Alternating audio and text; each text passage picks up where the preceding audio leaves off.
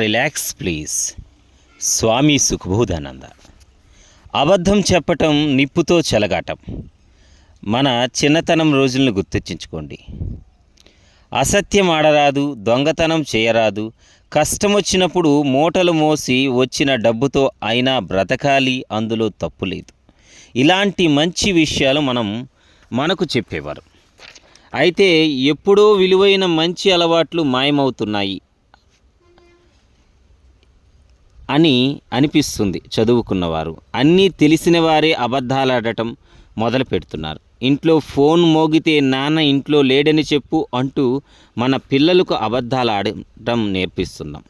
ఎందుకు ఆలస్యమైందని భార్య అడిగితే అప్పుడు ఒక అబద్ధం మన దగ్గర రెడీగా ఉంటుంది. తెలిసి ఒక అబద్ధాన్ని నిజం అని నమ్మటంలో ఎంతో అపాయం ఉంది తెలుసా? ఉదాహరణగా ఈ కథ చదవండి.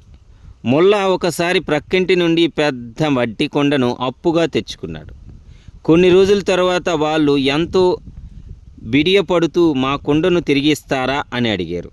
అరే, కొండను వెంటనే తిరిగి ఇవ్వటం మర్చిపోయినా మీకు మంచే జరిగింది.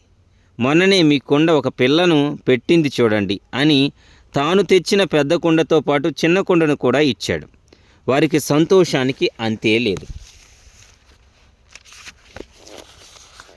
తరువాత వారం మొల్ల ప్రక్కింటికి వెళ్ళి పెద్ద కొండ అప్పుగా ఇస్తారా అని అడిగాడు. వాళ్ళు ఒక కొండ 2 కొండలై వస్తున్నాయి కదా అనే సంతోషంలో అతి పెద్దదైన కొండను మొల్లాకిచ్చారు. వారం తరువాత పక్కింటి వాళ్ళు తాము ఇచ్చిన కొండను తిరిగి ఇమ్మని అడిగారు. దానికి మొల్ల ఏం చెప్పమంటారు, మీ కొండ నిన్ననే చనిపోయింది అన్నాడు. పక్కింటి ఆయన మండిపడుతూ, ఏంటయ్యా నేనేం పిచ్చివాడిని అనుకున్నావా? మట్టి కొండ ఎక్కడైనా చనిపోతుందా అన్నాడు కోపంతో. కొండ పిల్లల్ని పెడుతుందంటే నమ్మిన మీరు చచ్చిపోయిందంటే నమ్మాల్సిందే అన్నాడు. మారు మాట్లాడకుండా వచ్చిన వాళ్ళు వచ్చినట్లే వెళ్ళిపోయారు. కాబట్టి అబద్ధం చెప్పడం ఎంత తప్పు అని తెలిసినా దాన్ని నమ్మడం కూడా అంతే తప్పు. అబద్ధం చెప్పకుండా ఉండేందుకు దారి ఏది లేదు. కాదు అనే మాటలను అలవాటు చేసుకుంటే సగానికి సగం అబద్ధం చెప్పే అవసరం రాదు.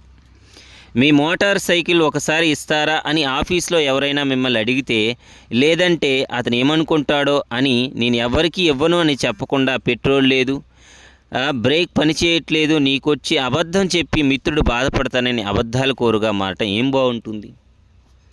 భార్య, తండ్రి, పిల్లలు, మిత్రులు మొదలైన వారితో అబద్ధం చెప్పవచ్చు. ఎంతకాలమని అబద్ధంతో వారిని మోసం చేయగలం? ఒక చిన్న కథ. ఒక స్కూల్, అందులో 4 స్నేహితులు. ఆఖరి పరీక్ష తప్ప అన్ని పరీక్షలు ముగిశాయి. దానికి ఇంకా వారం రోజులు వ్యవధి ఉంది. మధ్యలో పరీక్ష సులభమని కాలక్షేపం కోసం గిరిధామ అనే చోటికి పిక్నిక్ వెళ్ళారు. సంతోషంగా గడిపిన తరువాత వెనక్కి తిరిగి వచ్చే రోజున వారిలో ఒకడు, అరే ఇక్కడ వాతావరణం వదిలి బుద్ధి కావటం లేదు,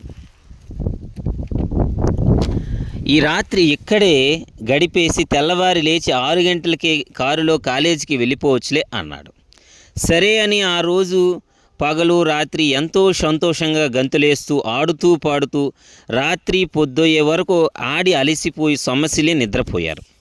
మరుసటి రోజు ఉదయం సూర్యోదయం తరువాత మెలకువ వచ్చింది. భయపడ్డ వాళ్ళు సరే ప్రొఫెసర్కు అబద్ధం చెప్పి మళ్ళీ పరీక్ష పెట్టమని అడుగుదామని తీర్మానించుకున్నారు.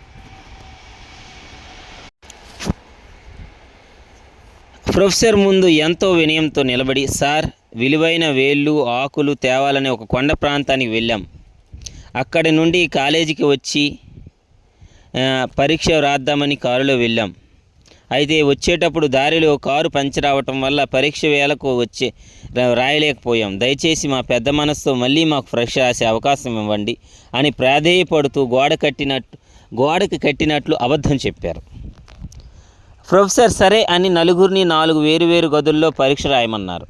ఉత్సాహంతో నలుగురు పరీక్ష రాయడానికి కూర్చున్నారు. మొదటి ప్రశ్న చాలా సులభమైంది. రాసేశారు. దానికి 5 మార్కులే. సరే, రెండో పేజీ తిప్పి చూసేవారికి 95 మార్కుల ప్రశ్న వాళ్ళ ముఖంలో నెత్తురు చుక్క లేకుండా చేసింది. ఆ ప్రశ్న, మీరు కారులో ఏ టైరుకు పంచర్ అయింది? పంచర్ అయిందని అబద్ధం చెప్పారే కానీ ఇలాంటి ప్రశ్న వస్తుందని ఊహించిన వాళ్లకు ఏ టైరుకు పంచర్ అయిందో జవాబు రాయాల్సి వస్తుందని నలుగురు ఆలోచించి తీర్మానించలేదు. అబద్ధం అనేది అగ్గిపుల్లలా నిప్పు లాంటిది. ఆ వెలుగు క్షణికం నిజం అయినదే సూర్యకాంతి. అది నీ జీవితంలోనే కాదు, మరణించినప్పుడు కూడా ఫలితాన్ని ఇస్తుంది.